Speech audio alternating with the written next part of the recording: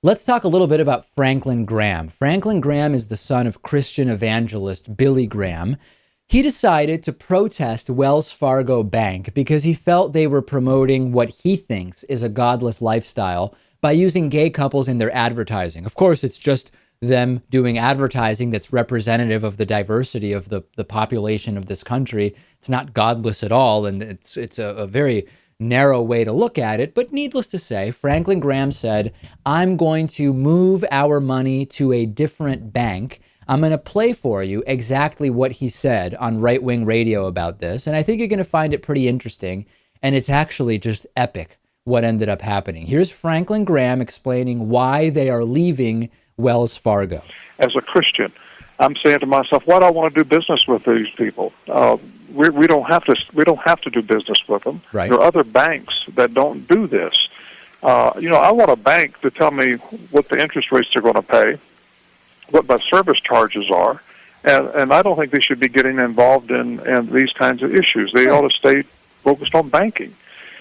But yet, for some reason, Wells Fargo has decided that they're going to start promoting and using shareholders' money, their advertising budget, to go after a real small group of people. And that's I just find that very unfortunate. But as Billy Graham Evangelistic Association, we're closing our accounts at Wells Fargo, and we're moving it to another bank here in North Carolina, bb&t, that is a good bank. We've done business with them at Samaritan's First for many years, and just a good, solid bank that's very good at banking. And actually, the service charges are much less. Yeah, so they're going to save on service charges at the new bank.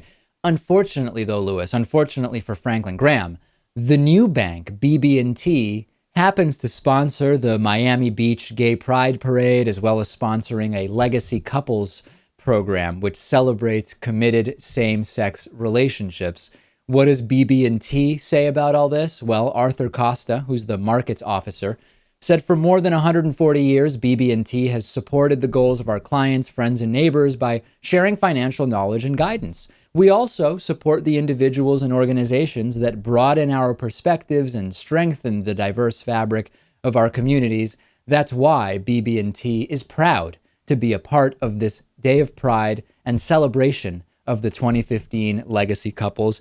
I just love it, Lewis. He goes out of his way to leave a bank because they're too pro-gay, and he goes to another bank who has a multicultural markets officer who proactively is trying to support diverse communities, including gay couples. It's just the best.